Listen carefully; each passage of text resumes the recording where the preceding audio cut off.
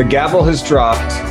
The bids are all in. The auction is over. Ladies and gentlemen, we are finally hammered here at WineBid. And my name is Jeff McGurn with my illustrious co-host, Paul Walker. I, of course, work on the marketing team here at WineBid. Paul is our wine auction expert. I would actually assert Paul is a wine expert in general. Paul has forgotten more about wine than I will ever know.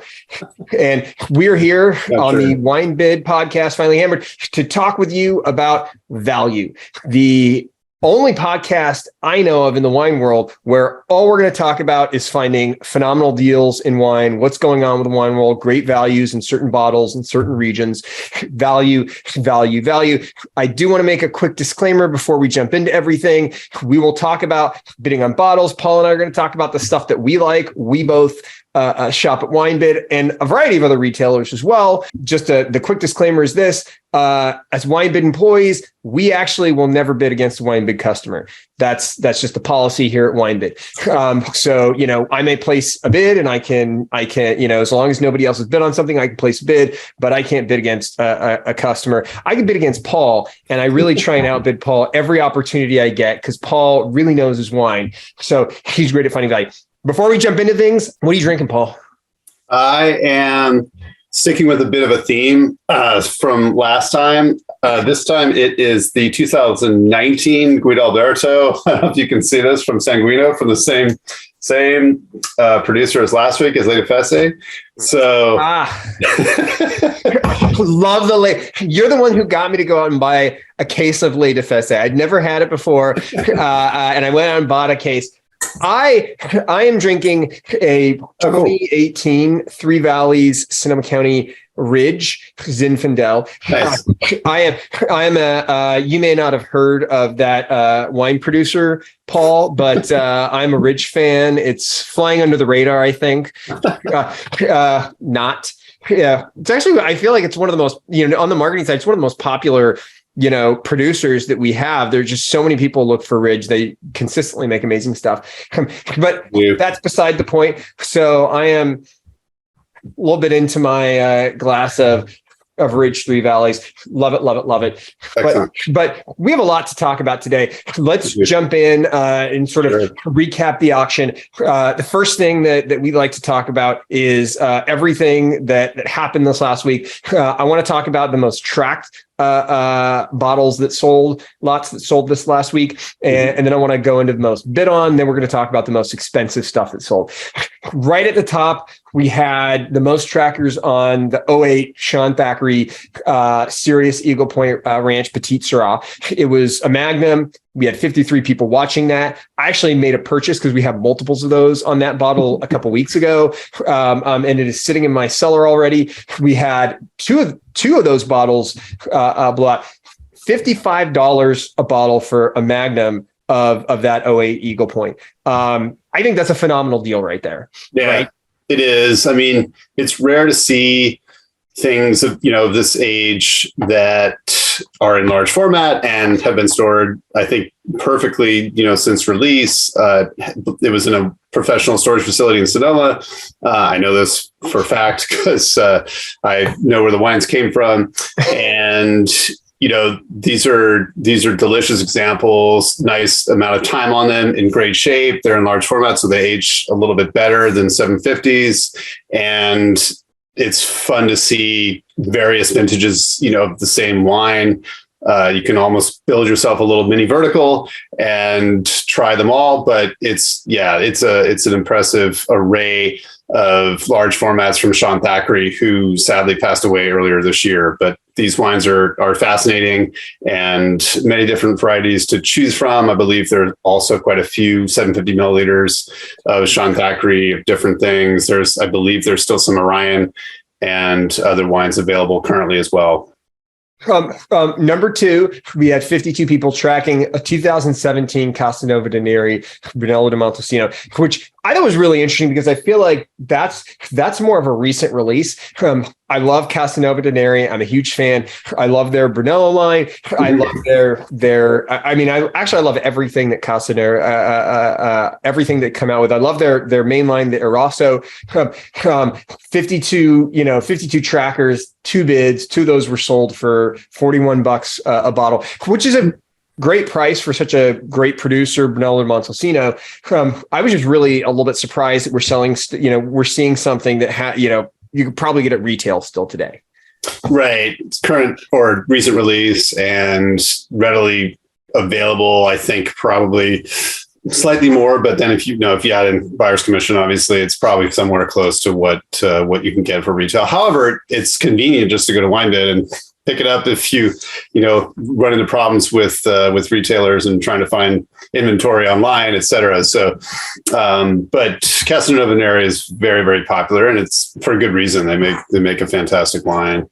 It's tasty Brunello. This one was number 3, and this one I thought was super interesting.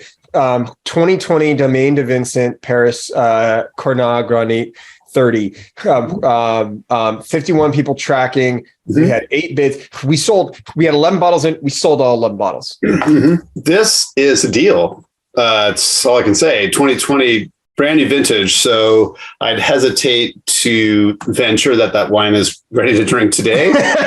Needs a minute. You may want to open it.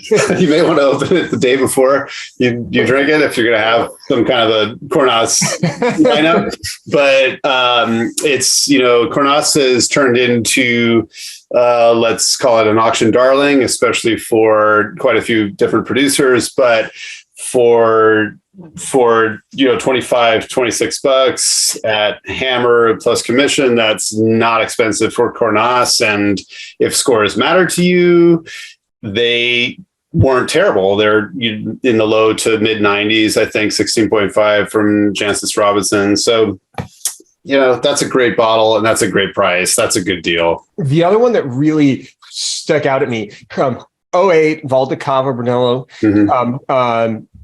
Top of the line Brunello producer, right. Very well known, right? We had 49 people watching it. We actually had a number of bottles, and we still have some at auction. That mm-hmm. one was going for 80. We had 3 bottles sell at $80 a bottle. This one particularly interesting because I was literally at Costco earlier today. They've got the 2017 Valdecava for $119.99. So you can literally get a discount of 33% by buying something that's an 08 in the drinking window, right? From a story producer.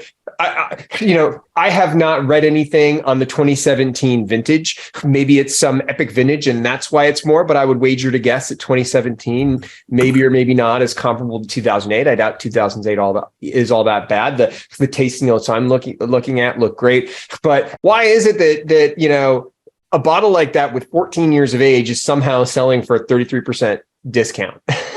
Yeah, that's a good question. It's it's a serious wine and serious following as well. So good question. It could be when you're dealing, I think, with wines over 10 years of age. This one's obviously closer to, how many, 15 years? I can't do math very well. 14. It's going to come down to collectability at that point, and scores do matter to a lot of collectors. And so I think 07 would be a different story. And if we looked at comparable vintages or even superior vintages, let's just say 2010, the reserve is 135. So the 2007, the reserve is 105, and 2006, the reserve is 145, which actually seems a little strange considering the 07 I thought was a superior vintage, but who knows? In any event, I believe you're going to see greater variations in Hammer based on the sort of overall conceived success of the vintage. And that's probably why you're seeing that great price difference. I also think that if I'm not mistaken, there was a Valdecava Rosa de Montalcino in last week. I thought it was even up this week, but In any event, that was $40, so half price you can get the Rosso. But I think that's still quite a bit for Rosso myself. For Valdecato, yeah, that's a bit much for Rosso. It is, yeah. But I do enjoy getting the Rossos just to see what the Brunello is going to be like for that year. Sure. Get a couple years ahead of time, sure, and check it out. And I mean, clearly the Brunello is going to be better, but it should be indicative of what the Rosso is going to be, right? Or with the flagship's going to be, or even the higher end wines, the Madonna, or I'm already forgetting what the flagship is for Valdecato. I just saw it and I already forgot the name. So pardon that, but. 2000 Pichon Baron, that one, 41 trackers, sale price of 210. We sold 2 of those. I mean, it regularly retails for 150 to 200. If this is something you're thinking about drinking, the 2000 is going to be within its drinking window right now. It probably, maybe even towards the end of the drinking window. It's got 22 years of age. Yeah, I'm going to disagree with you there. I think Bordeaux lasts longer maybe than most people, but I think it'll go another 20 years, no problem. I mean, says the guy who's like, you're the one who hates oxidization like crazy, like.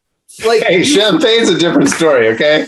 Oh, okay, but you don't like it when it's Madeirized. No. You're not a Madeira fan, is what I'm hearing. Well, you would not survive if it's from Madeira, but I'm not a Madeira fan. Oh, then it's okay. If it says dry red Madeira wine and it tastes like Madeira, it's fine. Yeah, if it's Sutter Home Zinfandel from the 60s and it's Madeirized, I'm not going to be super stoked on it. But if it's from Madeira and it's from 1900, yeah, then I'm game. No. I mean, like, if you're talking trash, there will be a lot of. But no, point is, I think that peak drinking window always kind of cracks me up because I guess everyone's palate is different, and some people are used to drinking Bordeaux on the longer end. Now, of course, it's kind of somewhat obnoxious to say that because it's like, oh, I only drink my 40-year-old, my Bordeaux at 40 years old, but that's pretty silly. However, I do think that some of these wines will last a long, long, long time, and it's fun to see how they'll progress over time. I don't know about 2000 Bordeaux. A lot of them actually did show very, very, very well on release, and they were very forward, and there was controversy about some of those. Not as bad as 2003, but still for 2000 there were some interesting critics commentary about it, notably Clive Coates. He had some great notes about 2000 and 2003 Bordeaux especially. But anyway, I think you're right. It will show beautifully now, and so let's just agree to that. As opposed to who knows how it'll show in 20 years. Let's just agree to agree. So, okay, here's another one that I thought was I think was a great value. I'm a fan of Bernard de Cru. We had a 16. Sure. We still have some left, and I actually started tracking it after I was looking at this, thinking I might buy some. $56 for a 16. 16 is a great vintage of Bordeaux. Maybe not as great as some other vintages, but certainly that one seems to be drinking really well right now. The tasting notes show well, at least the ones that I've looked at, and I feel like $56 is a good value. I mean, it's such a good value. We sold 6 of them. You want some nice Bordeaux for Thanksgiving or for the holidays. I think that's going to be a solid bottle, and I think $56 is a great price for it. Right. And that's another example where the reserve dropped to 60, and at that point, people started to get interested. It's not as though it's cascaded down, but there is still some available at 75 and also 65. So go figure, a couple of competing lots there, but it is a fair deal at $55, $56 for sure. High wine spectator score, by the way, which reflects your comment recently, I think, about spectators score range. At least maybe for Bordeaux these days, although I have no idea. But we were for everybody who doesn't know, I was joking with Paul that Wine Spectator, instead of being 0 to 100, should just be like 90 to 100, because I never see anything below a 90, right? So why not just make it 1 to 10? Like that's the score. Right. And I know other people have had this conversation. I'm not the first one to ever think of this. Speaking of stuff that seems to be a great value. 1999. Fanti Brunello di Montalcino, 39 trackers, 2 bids. We sold 2 of them. 1999, 23 years of age on a Brunello, which you talk about Bordeaux being able to go the distance, which I agree with you. Some Bordeaux's can go the distance. I feel like Brunello can really go the distance. Yeah. And this one, looking at some of the tasting notes, there are people throwing out tasting notes for this one as recently as September, saying that it's just in its prime right now. It's screaming at 23 years of age, right? And from my perspective, $75 for a 23-year aged Brunello is a phenomenal deal. Right. Right. And, I think it got overshadowed by the 97, especially when it was, a few years back, when you could find the 99 more reliably once it got released. But the 97 was very heralded and had great scores, at least I think from Trebbiachieri and Steven Tanzer got Trebbiachieri from Gabriel Rosso, and Steven Tanzer got 97 points and everything. However, 99 just seems to me it got a little overshadowed by 97, and so it never quite realized the same level or the same price, frankly. But that's great stuff. That's good stuff. Sounds like a great deal for anybody who is willing to take on a 99. Has been overshadowed by the 97s, right? Sure. That's what this podcast is all about. It's about finding value. Speaking of value, most bid on. I love looking at this because I love to see where the most activity happened. Sure. We had 2000 Ganavat, Côte de Jura, Les Vignes, Mont Père Blanc, 38 trackers, 13 bids, right? Mm-hmm. We had 4, we sold all 4, started at 160, sales price was 360. Right.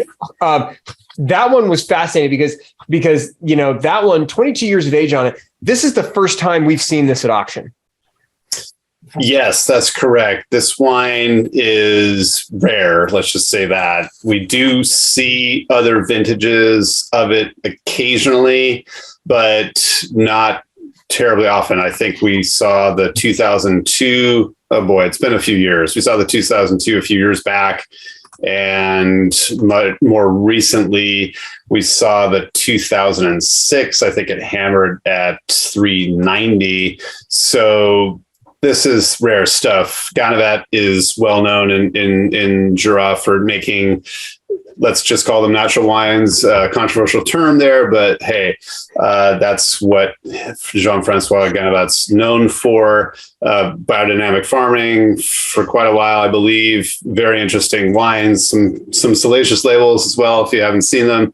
But really cool stuff. I hesitate to say this, but I think it does have a cult following. And so I wasn't surprised to see that get bid up. And I believe every bottle that was in last week sold. There were quite a few. There was a 3-pack, and then there were 4 bottles in this particular lot. And I think there were maybe 2 or 3 more lots. So they all went pretty fast. There was also the L'Enfant Terrible, the 2010 from Ganavat, and that's a red wine, and I think it's Pulsar, and 125 for that bad boy, which is pretty cool. Not terribly overpriced. Actually, I have to say the 2010, oddly enough, it hammered at both 121 and 141. So it looked like there were a couple different lots and a couple people fighting over the same bottle that didn't see another lot at the same price. So always remember to check if there's additional inventory in the auction, because I've done the same thing where you look at one lot, you're like, I want this bottle, I want this bottle, and it might even be the exact same condition, and you don't even realize there's another bottle at a cheaper price. You're fighting somebody for it. Of course, I don't outbid people anymore, but back when I used to do that, that was before I worked for WineBid, I did that. I literally bid on a bottle, ended up paying more, and somebody else got it for less because they bid on it. They weren't. Right, there was another lot you just didn't see. They didn't see it. Yeah. I'll talk about, there are two more there that I want to talk about. 2010 Marcel Lapierre Morgon. I'm a huge Morgon fan. That one, 36 trackers, 9 bidders, started at 45, went up to 86, right? We sold 5 of those at $86 a bottle. I thought that was fascinating. And I'm a big Morgon fan. And then a 73 Royal or Porto Tawny, which we've never seen before, started at $20. I think we had no idea what this would sell for because we've never seen one of these before, and it sold for 67 with nine bids on that one as well. Right, and I checked. I went back just to look at the individual lots of the Lapierre Morgon because there were 1, 2, 3, 4, 5 different lots, one with 4 bottles, and a couple of them actually went for 90. Most of them went for 90, in fact, and they were all essentially in the same condition. So that's interesting because it was in auction last year. The last time it was in auction was in May, and it hammered at 46, and there was only, there were a few bottles, but still $45, $46 for each one of those. So essentially doubled in price after a year, which is, it's always wild to see that. It's like, what caused that to happen other than interest in a good vintage and wanting something around Thanksgiving. I know Gamay is popular with Thanksgiving. And so it's, it's fun to see. And I don't think it's crazy, but I don't think it's going to go for, $160 next year, but I've been proven wrong so many times about prices. So it's entirely possible that that'll happen. So we'll see. So we're, just a note there, Paul's not out buying Gamay futures, I guess is what I'm hearing. Right. Gamay on premiere season, you're not going to be. No, well, hey, as long as, as long as I don't see you riding your bike, with one of the wheels missing down the hill at last year's Nouveau Beaujolais festival. You're not buying Nouveau Beaujolais on premiere. No, because is what I'm hearing. It always leads to trouble. No, Nouveau Beaujolais, I enjoy the party aspect of it, Nouveau Côte d'Aron as well, but I don't enjoy the wine. Let's just say a 10-year-old Morgon is far, far, far preferable to Nouveau Beaujolais from this vintage. You heard it here. 22. You heard it here first, folks. Paul Walker just barely prefers a 12-year-old Morgon to Beaujolais Nouveau. Just barely. It's very close to him. But if he had to choose, hey, talk about value. Nouveau Beaujolais, it's cheap. I think you could probably buy a ticket, or you could buy a meal at a restaurant locally, and I'm sure there are Nouveau Beaujolais parties at French restaurants in a town near you. So, it's definitely a fun time. Not my thing, but fun time. Before we go into our picks for the week, I want to talk for a second about some of the most expensive bottles we moved this last week. Sure. We had 2007 DRC Romani Conti.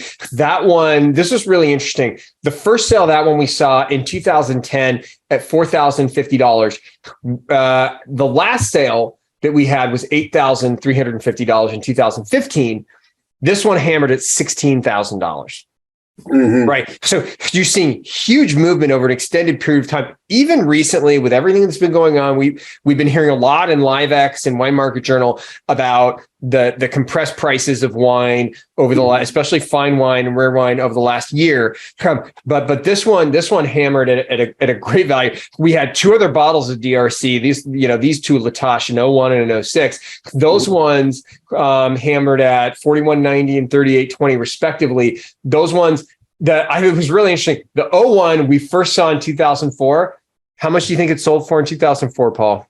Guess. 01 Latache in 2004. Yeah. Oh gosh.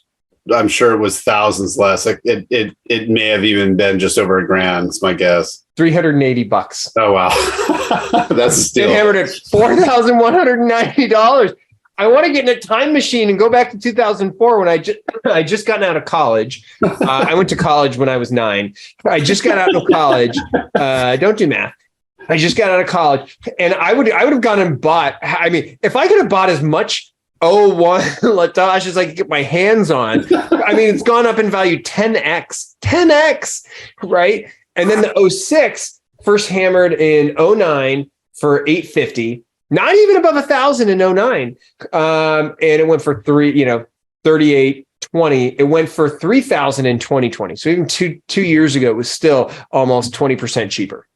Yes. I mean, this is something where I think you're only going to see the price gradually increase. And in the current market, let's just say market at large, it's probably what some would consider to be a fair price. I'm sure at retail it's more expensive. I'm sure fair price. Maybe retailers trying to sell the 01 Latage for considerably more. But and same thing with 07 Romanée-Conti, their flagship wine. I think 16,000, as wildly high as that may seem, it's not a crazy price. I wouldn't call it a crazy price for that wine. It's obviously also not the best or most heralded red vintage from the mid 2000s. 2005 is worth far more. So these wines are definitely subject. Well, let's just say 2007 is more, I would say, more subject to wider fluctuations in price, especially the Romanée-Conti vineyard, as opposed to Latage from 2001. That's going to just keep increasing. It might soften a little bit. It might just kind of sit where it is now at 41, 42, 45, whatever. But then I'm sure it'll go past 5,000 before you know it, especially when the market picks back up. So now's the time to buy DRC. No time like the present. Let's talk for. Let's move into the upcoming auction. What's coming up? Sure. We've got what's in right now, right? You mean what's in right now? What people can see live? Okay. What's in today that you can see live? Absolutely. We've got 56 people tracking the Dom Perignon, which I think that's really just people taking a look at what's going on with this latest release of Dom. That one is you can still buy it at retail today. We've got the one that I thought was really interesting, one of my favorite producers in Napa, Chapelet, the 18 Cabernet Franc, $70. We got 47 people tracking it. Nobody seems to be biting on the Cabernet Franc. It's been an auction a couple of weeks. That's one that's interesting to me because I still think that $70 is a pretty reasonable price for their Cabernet Franc. And I'm a big fan of Chapelet, and I've had that Cabernet Franc, and I think it's fantastic. Sure. That's famous wine. We've talked about Chapelet before. It bears repeating. It's a fantastic place. They've been making amazing wines. We've talked about the 69 Chapelet. Yes. The Franc is, I think, undervalued, especially at auction. It's great wine. So that's something that I think people were probably just kind of waiting around until the close of the auction to place their bid. Because sometimes if somebody starts putting a bid on it earlier in the week, then people are like, oh boy, it's a deal. I got to jump on this. And so I think there might be a collective mindset that they want to wait until close to the end of the auction to try and score it at, close to reserve as possible. So we'll see what happens. I think the other thing's interesting. We've got an 01 cost, which 145, I think, is a fantastic deal because you can't get recent vintages of cost for less than maybe $200, right? Like cost is a fantastic wine. It's continued to increase in value. The 01 is still singing, probably actually sitting in. I mean, I'm sure you think it could go another 50 years, but I think if you open it up right now, it'd be a great wine. Like, I don't think you'd have to decant it for 2 days necessarily. I could be wrong there. I don't have an 01 cost right now, but I think 145 is a fantastic price for the 01 cost. We got 41 people watching it. Right. And I believe, if I'm not mistaken, that both the lots, the lot that was at 145 has a bid. So you'd have to come in at 155 at this point. And there's also interestingly, next to that, I noticed there's also 06. I'm getting away from our tracking thing here for a second. Forgive me, but there's 06 costs available at buy now price for 155. So for the same price without commission, you can take home the '06 today, which again, not maybe as strong a vintage overall. And for those who are interested in the top 100 spectator situation, the '01 did get number 37 back in 2004. As we mentioned before, Jeff loves to track the spectator scores. So, what are you talking about? That's important to him. I mean, I actually look at the seller tracker scores. I find those to be a little bit more indicative than Wine Spectator. For me, it doesn't help at all. Yeah, no, seller tracker is great. And I think that let's just say, I think that you have to kind of do a little bit of research on seller tracker. You've got to go and look. Yes. And find those individuals who drink the same wines you do, or let's just say wines you're looking up, the wines you're interested in finding out how they're drinking.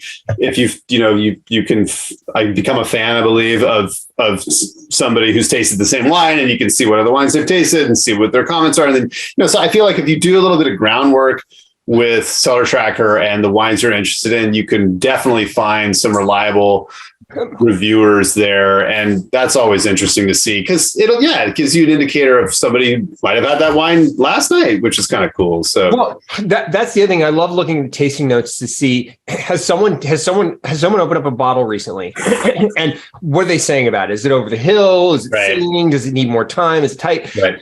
The other thing is I've realized with seller, and this is just my opinion, you may feel differently. I weight the scores based on how popular the varietal is. So if I'm talking about a varietal that's not like super mainstream, like when you talk about Bordeaux, I find Bordeaux, Napa, the Rhone, those are pretty accurate. When you start to go off the beaten path and you're talking about something like Nerello Mascalese, or you're talking about like Alsatian wines, not as many people are into those. Right. So like a 91 on seller tracker for Alsace is very different than is the same as like a 94 in Bordeaux, right? Because not as many people, you still get people reviewing those, but maybe people that aren't as into those regions and that profile, right? Sure. But you know what I wanted to say? Sorry, because go for it, we're short for time today. There's an interesting indicator of where the market might be going right now. If you skip down to the 2012 Edmond Vaton Sancerre Claude Neor Magnum. Yeah. And this is probably the most expensive Sancerre we've seen at auction. And you rarely see large formats of this. However, this particular bottle has been around for a little bit, which is always interesting to see. And so I think this is one of those things that maybe got a little bit wildly out of control over time. And then now people are a little bit more speculative as to what they think it's worth. And so there's a lot of trackers, but nobody's pulled the trigger on that. And so these are always kind of interesting, rare examples that I think bear attention, just in the sense that who knows, where that's actually going to end up. But another example as well of something that I believe will appreciate over time and probably go for more than it's selling for right now. So that's another interesting wine that's rarely available, and yet it's been up for a little bit. And so who knows where that's going to end up. Same thing with 1980 Henri Chaillet Echezot,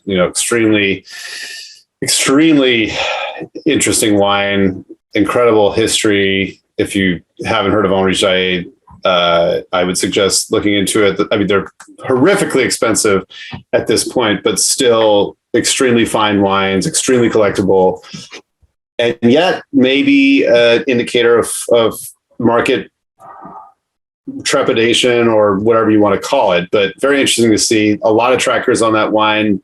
People haven't pulled the trigger for a bit. We'll see what happens. I want to talk really quickly about the stuff that's been most bid on, and then I want us before we wrap up. I want us to talk about stuff that you and I are watching that we think represents great value. The 18 Casita Creek Cabernet Sauvignon. I know you just bought a ton the other day. Why did you buy all that wine, Paul? Is it because someone thought it was really good? Did it make some list that I'm unfamiliar with? I know you read a lot of publications, and they're ones that you follow pretty religiously. Well, yes, you're correct. I bought an entire pallet of it, and because I knew that it was going to be in the top 10 Wine Spectator top 100. I just knew it. I had a feeling, and I knew it. To be fair, in the defense of anybody who buys something because of Wine Spectator Top 10, when 2015 Sassicaia was number one on Wine Spectator's top 100 list, I bought every bottle of it that I saw at retail. I literally was, and I mean, I would have bought Sassicaia anyway, but as long as it was a good price, I bought every bottle. But we got 36 people tracking that. We have 9 bids already. It's Tuesday, right? And I mean, we'll sell 6 of those. We'll probably sell all of them. We'll sell every bottle that we have, I'm sure. But the other ones are really interesting. 13 Hospices de Bonbon Premier Cru Cuvée Brunet Élevage Louis Jadot. That one we've got 11 trackers, 4 bids already. It's gone from $45 to $53. We've got a 79 Phelps Bacchus Vineyard Cabernet Sauvignon. That one, 6 trackers, 3 bids already. It's gone from $180 to $220. And then we've got an 83 Phelps Isley Cabernet Sauvignon, 9 trackers, 3 bids, $135 to $155, and it's Tuesday. Right. Yeah, I think the 83 Isley is going to see some more action before Sunday's close. If it's got 3 bids and on Tuesday, Isley it's a famous, amazing piece of land in Calistoga, and the Phelps examples were incredible wines. 83, I think is probably the least expensive of all the 80s vintages. Almost certainly more than, or certainly less than 84, 85, 86, 87. But in any event, that'll see some more action before Sunday. And that's actually a relatively reasonable price for Phelps Isley from the 80s, especially a bottle in that condition. It's in fantastic shape and fill into the neck. It's awesome. So that's going to go for a lot. We should wrap up here. Yes, I actually have to run like in 1 minute. I have a hard stop at 5:25. I just want you to give me some of your top picks for the week. I will. Yeah. Let me do that really quickly, just because I want to just shout out some stuff that I'm tracking right now that's exciting and interesting and new this week, I will say. 2005 Albert Moreau Beaune Les Bressons, fantastic bone producer, fantastic vintage, bids at 56 right now. The Andremoli white wine from 2020. That's a brand new release. I believe it's a brand new wine from that winery. 135. That's available currently. There's some cool Arista wines right now. The Two Birds Pinot Noir from 2014 at 55. There's a UV Lucky Well Vineyard 2014 Arista at 60. There's an 05 Armand Rousseau Clos de la Roche, phenomenal vintage, all equally phenomenally high price, $1,200 at the moment. Some awesome older Arnaud Marceaus right now, older meaning about 20 years, a little more than 20 years, 1999s at $395. There's 3 of those. And then there's 2 Merceaus from 04, the Sève du Clos and Petit Charon at horrifically high prices, but that's what happened to Arnaud. Amazing wines, but not cheap. Magnum of 18 BB Grits Testamata, which is always fun to see at 145. Not a terrible price for that wine. Will last probably 50 years, no problem. There's some Chapelle Saint-Théodoric, Châteauneuf, Les Sablons, not always around. 09, great vintage, $45, not terrible price. 75 Chateau Latour Magnum. We were talking about first growth the other day. This is something that not the the best vintage from the 70s, but there weren't too many incredible vintages other than 1970, especially for Latour. But the 75 mag at $875, it's in great shape. Signs of seepage, but nothing to worry about, in my opinion. $875, not a bad price. There's a mag of Continuum 06 at $325. That's phenomenally good wine, and that's kind of an underappreciated vintage, in my opinion. Gets kind of lost in the mid 2000s. Dietrich family Cabernet Franc 18 at 125, and their reserve label, if you will, the East Block Cabernet Franc from 15. Amazing parcel behind Tokelon there in Oakville, right behind McDonald's Vineyard, in fact. Also, we've got 217 Cécile Tremblay wines, Chapelle Chambertin and Echezot, at mind-numbingly high prices, but this is extremely rare stuff. $995 for the Chapelle and $1,050 for the Echezot. And what else we have? There's a Magnum of 03 Flowers, Camp Meeting Ridge Pinot Noir. They now own that vineyard. Kistler used to make Pinot from this vineyard. It was phenomenal. But the 03 mag is $100. I think that'd be a great bottle for Thanksgiving for people that want to try nearly 20-year-old Pinot Noir from Sonoma Coast from a great vineyard. There's also, we talked about the Phelps Isleys. There's some Miani Rubiola Jala at $115. There's a 2000 Rene Angel Von Romane Brûlé at $1710, which rare stuff. Rene Angel, incredibly sought after, very, very good. And finally, a 2007 Skewis Wines, lesser known producer of Anderson Valley and Russian River Valley, and I believe Sonoma Coast Pinot Noir. But there's an 07 Corby Vineyard Pinot Noir for $45 for a mag, which is a great deal, and that's drinking great. I think that'd be a lot of fun to have. So those are my picks, and with that, I must run. All right, we're out. Thank you, everyone. Have a wonderful rest of your week, and bottoms up. All right, see you guys.